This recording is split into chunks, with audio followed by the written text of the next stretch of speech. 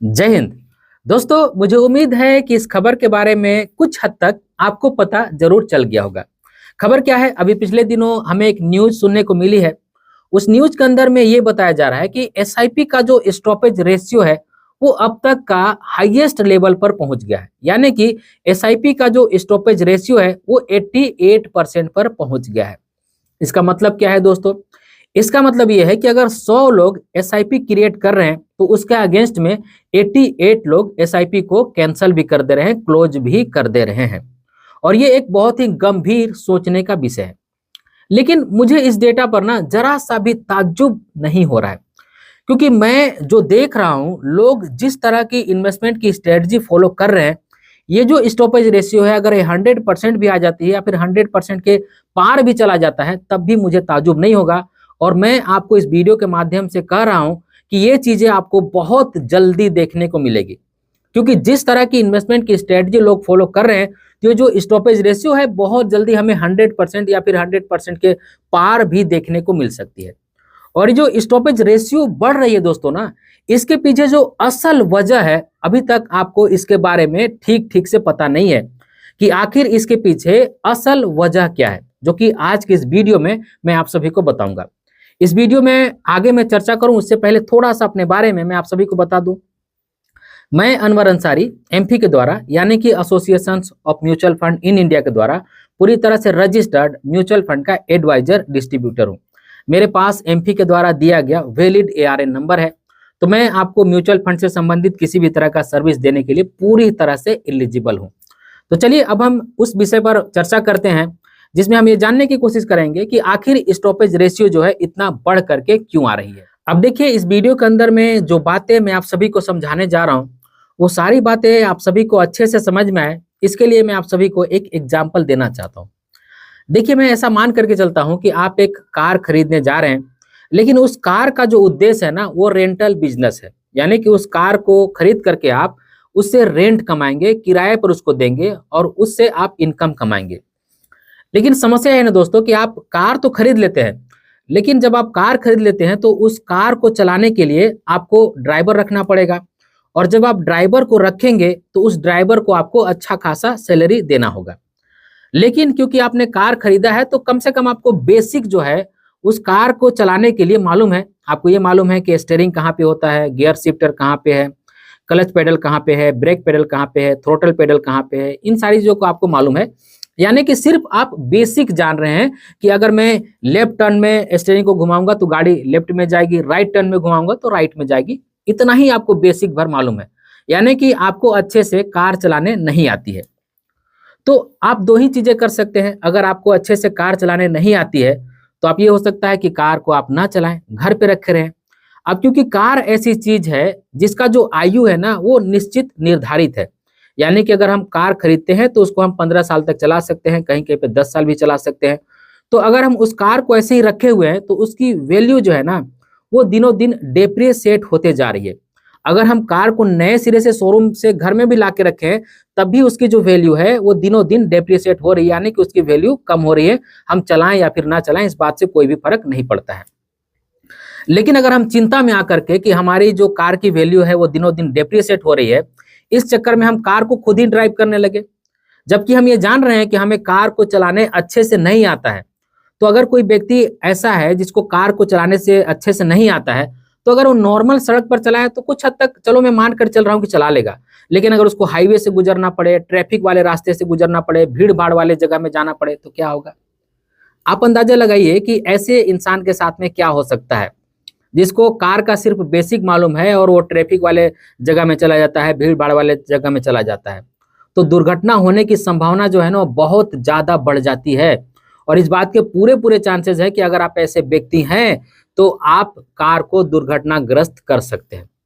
लेकिन वहीं पे अगर आप एक ड्राइवर हायर कर लेते हैं जो कि एक अच्छा सा प्रोफेशनल ड्राइवर है, जिसको कार चलाने का बहुत अच्छा खासा लंबे समय का अनुभव है, तो होगा ये ना दोस्तों कि जब उस ड्राइवर को आप रखेंगे तो उसको आपको सैलरी देना पड़ेगा।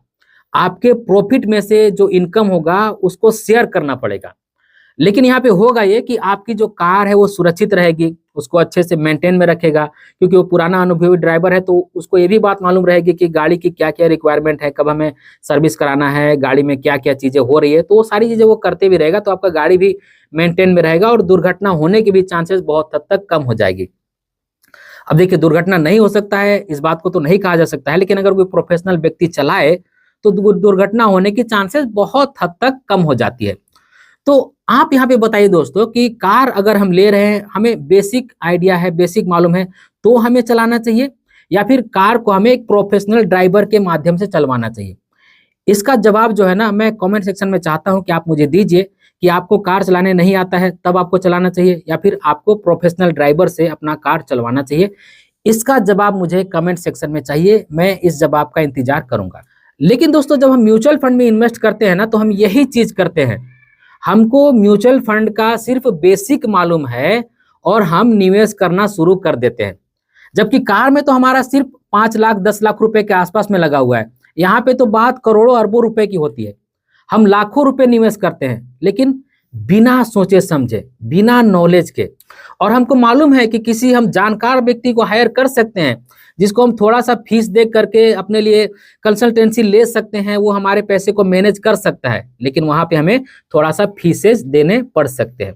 तो इस चक्कर में हम जो अपना इन्वेस्टमेंट है वो खुद से करने लगते हैं। और हमें दुनिया भर के सोशल मीडिया के माध्यम से यही तो दिखाया गया है कि अगर आपको आधे 1% का अगर रिटर्न कम मिल जाए, या फिर आधे 1% जो एडवाइजर को मिल जाता है, उससे कितना बड़ा फर्क पड़ जाएगा, देख लो। लाखों करोड़ रुपए का नुकसान कर पाओगे, देख लो। अब मैं ऐसा क्यों कह रहा हूं दोस्तों? क्योंकि एक न्यूज आर्टिकल में आनंद राठी के जो फिरोज अजीज है, उन्होंने ये कहा कि म्यूचुअल फंड 2 तरह के होते हैं, इसमें कोई दो राय नहीं है। म्यूचुअल फंड 2 तरह के ही होते हैं, एक होता है रेगुलर, एक होता है डायरेक्ट। रेगुलर म्यूचुअल फंड या तो हम एडवाइजर के माध्यम से, बैंक के माध्यम से, और भी बहुत सारे प्लेटफॉर्म हैं, या फिर बहुत सारे ऐसे लोग हैं जिनके माध्यम से हम ले सकते हैं। डायरेक्ट म्यूचुअल फंड हमें ऑनलाइन माध्यम से लेना होता है, ठीक है। तो उन्होंने कहा कि चिंता करने की बात नहीं है, ध्यान से सुनिएगा उनका जो कहने का मतलब है। उन्होंने कहा कि चिंता करने की बात नहीं है, ये जो स्टॉप हो रहे हैं एसआईपी, ये डायरेक्ट म्यूचुअल फंड हो रहे हैं। और इसके पीछे कारण क्या बताया उन्होंने? इसके पीछे कारण बताया टेक्नोलॉजी, यानी कि जो टेक्नोलॉजी आदमी के हाथ में पहुंच गया है ना, उसके वजह से इतना सारा स्टॉपेज रेशियो हो रहा है। अब इसके पीछे भी कारण क्या है? इसके पीछे कारण यह है दोस्तों, नॉलेज की कमी नहीं है, नॉलेज की बहुतायत है। इन्फ्लुएंसर इतना ज्यादा भर गए हैं कि रोज आपको नॉलेज दे रहे हैं। नॉलेज की कमी नहीं है, नॉलेज बहुत ज्यादा बढ़ गया है। इस चक्कर में कन्वेंस होकर के कभी आप इस एसआईपी को बंद करें, दूसरे को चालू करें, दूसरे को बंद करें, तीसरे को चालू करें, हर रोज आप ये कर रहे हैं, क्योंकि आपके एक फिंगर टिप पर है एसआईपी क्लोज करना या फिर एसआईपी स्टार्ट करना, सिर्फ एक फिंगर टिप पर। और आपको कोई राय देने वाला तो है नहीं, खुद से डिसीजन लेना है। जितना आपको बेसिक समझ है उसी के हिसाब से आपको डिसीजन लेना है, और आप ले भी रहे हो। और इसका आंकड़ा साफ साफ दिख रहा है कि 88% जो स्टॉपेज रेशियो है वो हमें म्यूचुअल फंड में देखने को मिल रहा है। और जैसा कि मैंने कहा कि जो फिरोज अजीज जी है, उन्होंने साफ साफ कहा कि ये जो स्टॉपेज रेशियो है डायरेक्ट म्यूचुअल फंड का है। तो डायरेक्ट म्यूचुअल फंड का मतलब क्या हुआ? यानी कि ऐसे लोग जो दुनिया भर की नॉलेज को देख करके, सुन करके म्यूचुअल फंड लेते हैं। आज किसी ने कुछ कह दिया तो कुछ म्यूचुअल फंड ले लिया, कल किसी ने कुछ और कह दिया तो कुछ और म्यूचुअल फंड ले लिया। थोड़ा सा भी लॉस हो रहा है तुरंत उसको एग्जिट करो, दूसरा म्यूचुअल फंड लो। थोड़ा सा भी फायदा हुआ तो प्रॉफिट बुक कर लो। इस तरह की दुनिया भर की चीजें कर रहे हैं। और जब भी उनको मन में कंफ्यूजन आ रहा है कि भाई हमने जो म्यूचुअल फंड में इन्वेस्ट किया है वो ठीक है या नहीं है, मैं मानकर चल रहा हूं कि थोड़ा सा उन्होंने नॉलेज लगा के ठीक म्यूचुअल फंड में इन्वेस्ट कर लिया, लेकिन कंफ्यूजन है दिमाग में कि भाई जो म्यूचुअल फंड में मैंने इन्वेस्ट किया वो ठीक है कि नहीं है। तो इस कंफ्यूजन के चक्कर में उनको क्योंकि जवाब नहीं मिल पा रहा है, किसी से वो सहायता नहीं ले सकते हैं, क्योंकि वो खुद से म्यूचुअल फंड लिए हैं, तो सहायता किसी से नहीं ले पा रहे हैं। इस चक्कर में सही काम करने के बावजूद भी वो गलत डिसीजन, गलत काम करके उसको एग्जिट कर दे रहे हैं, उसको बंद कर दे रहे हैं। जबकि उसमें अगर वो बने रहते, कोई इतना सा सलाह दे देता उनको कि नहीं भाई आपने जो किया है वो ठीक किया है, हर सिचुएशन म्यूचुअल फंड में आता है, कभी नुकसान कभी फायदा होते रहता है, तो इतना सा समझ देने वाला भी कोई अगर व्यक्ति मिल जाए तो वो शायद उसमें बना रहता और एसआईपी कैंसिल नहीं होता। तो भाई अगर आपको समझ नहीं है तो मैं यही कहना चाहता हूं कि अच्छा सा एडवाइजर हायर करो। अगर उसके साथ में जुड़ करके इन्वेस्ट नहीं करना चाहते हो तो उससे थोड़ा सा चार्जेज वगैरह दे करके उससे कंसल्टेंसी लो, उससे सलाह लो, उसके रेगुलर टच में रहो, तभी आप एक दिन अच्छा पैसा बना पाओगे। और इस वीडियो के आखिर में एक सलाह मैं आपको देना चाहता हूं, जो भाई गांठ बांध लेना, इसको दिमाग से बिल्कुल भी मत निकालना।